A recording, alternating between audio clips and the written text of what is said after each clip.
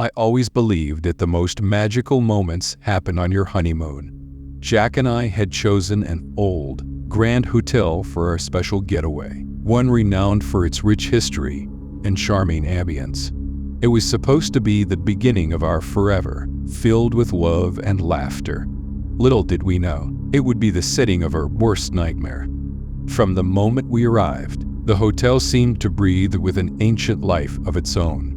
The ornate woodwork and vintage decor whispered secrets of the past, secrets we were so to uncover. Our room, the famed honeymoon suite, was the epitome of romantic elegance, with a four-poster bed and a balcony overlooking the serene garden. But as night fell, the atmosphere shifted.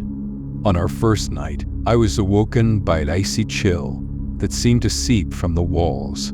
Jack slept soundly beside me, his breathing steady and calm. I shivered and pulled the blankets tighter, but the cold was relentless. I thought I heard whispers, faint and indistinct, like a distant conversation just beyond my grasp. I told myself it was the wind and drifted back to a fitful sleep. The next morning, I mentioned the strange chill to Jack, but he laughed it off. "Old buildings always have their quirks," he said, squeezing my hand. We spent the day exploring the town and enjoying our time together. By the time we returned to the hotel, I had nearly forgotten about the previous night's discomfort. That night, however, the unease returned with a vengeance. I awoke to the sound of footsteps in the hallway. They were slow and deliberate, as if someone was pacing just outside our door. My heart pounded in my chest. I nudged Jack awake, but the footsteps ceased the moment he stirred. He listened for a moment, then shrugged. Probably just another guest, he mumbled before falling back asleep. Determined to prove it was nothing, I crept to the door and peeked through the peephole. The hallway was empty. As I turned to go back to bed, I saw something that made my blood run cold. A faint figure, a woman in a wedding dress, stood at the end of the hall. Her eyes met mine, hollow and full of sorrow. I blinked, and she was gone. The next morning, I felt a sense of dread that I couldn't shake. I tried to tell Jack what I had seen, but the words caught in my throat. He noticed my unease and suggested we talk to the hotel staff. The receptionist, an elderly woman with a kind smile, listened patiently as I described our experiences. "Ah, the honeymoon suite," she said, her smile fading. "That room has quite the history. There was a tragedy many years ago. A bride and groom and never left. They say the bride still wanders the halls, searching for her lost love." Jack and I exchanged uneasy glances. "Is there any way to, I don't know, help her move on?" I asked. The receptionist shook her head. "Many have tried. She's bound to this place by her grief and anger. But if you're truly frightened, we can move you to another room." Pride and curiosity won over common sense. We declined the offer, determined to face whatever haunted our room. That night, as we lay in bed, the temperature plummeted, the whispers returned, louder and more urgent. Jack held me close, but there was little comfort in his embrace. Suddenly, the door to our room burst open with a deafening crash. The spectral bride stood in the doorway, her eyes locked onto ours. She began to speak, her voice a mournful wail. "Why did you come here? Leave while you can." Jack scrabbled to his feet, shielding me from the apparition. "We mean you no harm," he said, his voice trembling. "We're just trying to enjoy our honeymoon." Her eyes flashed with anger. "This was supposed to be my honeymoon," she cried. "He promised me forever, but forever never came." With that, she vanished, leaving us in stunned silence. The temperature slowly returned to normal, and the whispers faded into the night. We didn't sleep a wink, our hearts heavy with the sorrow of a love lost to time. The next morning, we packed our bags and checked out, unable to shake the feeling of eyes watching our every move. As we drove away, the hotel loomed behind us, a beautiful relic of the past with a dark, tragic soul. Jack and I rarely speak of our honeymoon now. The memories are tainted by the haunting presence of a bride who will never know peace. We returned home with an unspoken understanding. Some places are better left to the ghosts of their past.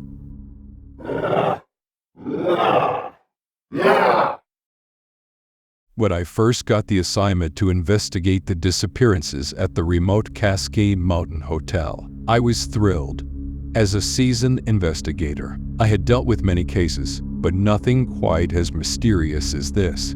The hotel was perched on a cliff, offering breathtaking views and complete isolation. It was supposed to be a haven, but it had turned into a place of dread. Driving up the winding mountain road, I couldn't shake the feeling of being watched. Thick fog rolled in, enveloping my car as I approached the hotel. The structure itself was imposing, a blend of rustic charm and eerie grandeur. I parked my car and took a deep breath, steeling myself for what lay ahead. The manager, Mr. Grayson, greeted me at the entrance. His eyes were sunken, his demeanor anxious. "Thank you for coming, Miss Bell," he said, shaking my hand with a grip that betrayed his fear. "We desperately need your help."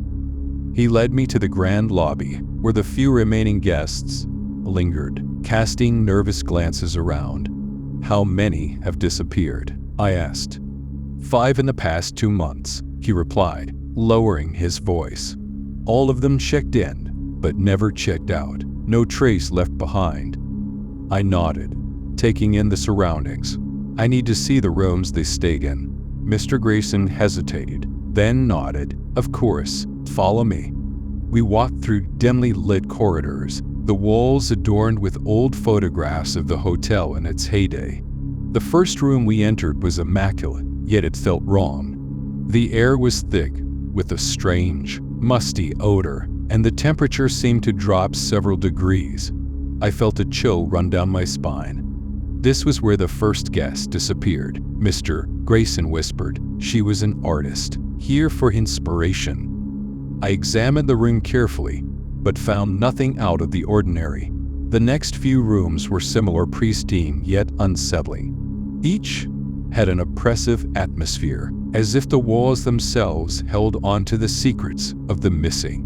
Determined to uncover the truth, I requested to stay in the last room where a guest had vanished. Mr. Grayson reluctantly agreed, and I settled in for the night, setting up my equipment to record any unusual activity. As night fell, the hotel grew eerily silent. I sat on the bed, reviewing my notes, when I heard a faint whisper, barely audible. My heart pounded as I strained to listen.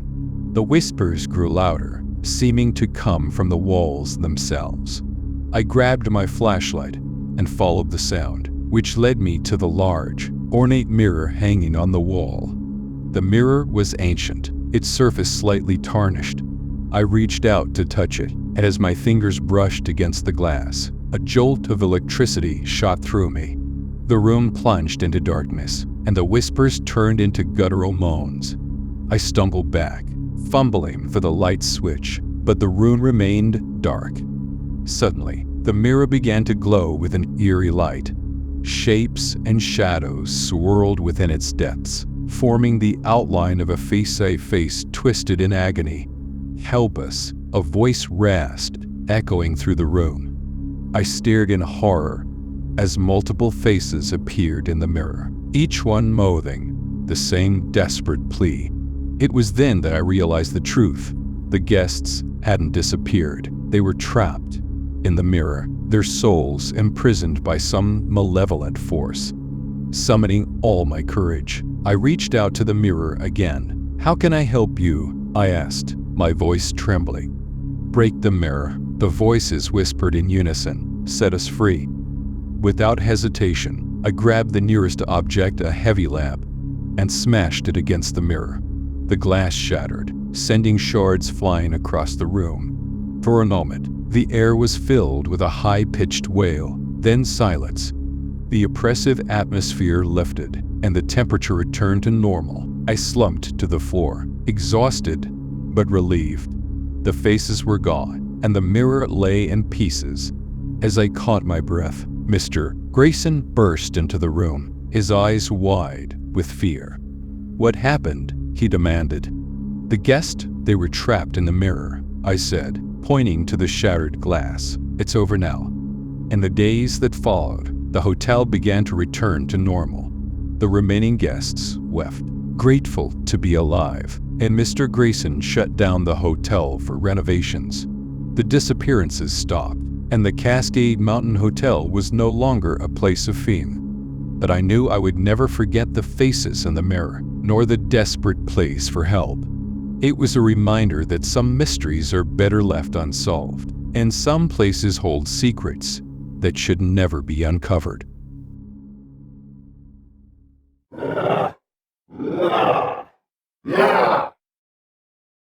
As a travel blogger, I've stayed in hundreds of hotels around the world, but none have haunted me like the Madison Hotel in the heart of the city. It was sleek, modern, and luxurious, exactly the kind of place my readers loved. I was excited to review it, unaware of the terror that awaited me. The lobby was a symphony of glass and steel, bustling with guests and staff. The check-in process was smooth, and I was handed a key card with a number that caught my eye. Room 213. "Enjoy your stay, Miss Lane," the receptionist said with a warm smile. Finding room 213 proved to be a challenge. The elevator took me to the second floor, but as I walked down the corridor, I realized the numbers jumped from 212 to 214. I retraced my steps, sure I had missed it, but room 213 simply didn't exist. Confused, I returned to the lobby. "There must be a mistake," I said to the receptionist. "I can't find my room." Her smile faltered slightly. "That's odd. Let me check." She clicked away at her computer before looking up. "It's there. Here, I'll have someone show you." A bellhop arrived and led me back to the second floor. He stopped at a service door, swiped his key card, and led me down a narrow, dimly lit hallway. At the end was a plain wooden door with a tarnished brass number, 213. "This can't be right," I murmured. "It's an older section of the hotel," the bellhop explained, "not on the main floor plan. Enjoy your stay." He left quickly, almost as if he didn't want to linger. The room was a stark contrast to the hotel's modern design. It felt like stepping back in time. The wallpaper was faded, the furniture dated, and the air heavy with disuse. I shrugged off my unease and began setting up my laptop to write my initial impressions. As night fell, the room grew colder. I turned up the heat, but the chill persisted. Then came the whispers, faint, almost imperceptible at first. I paused, straining to listen. They seemed to come from the walls, a murmur of indistinct voices. I told myself it was just the old plumbing and went to bed, but sleep didn't come easily. I awoke to the sound of scratching. It was slow, deliberate, and unnerving. Heart pounding. I turned on the bedside lamp and scanned the room. The noise stopped. Convinced it was just my imagination, I lay back down, but the scratching resumed, louder this time. It was coming from behind the large mirror on the wall. Summoning my courage, I approached the mirror. My reflection looked as uneasy as I felt. I touched the glass, and to my horror, it was warm. The scratching intensified, and the whispers grew louder.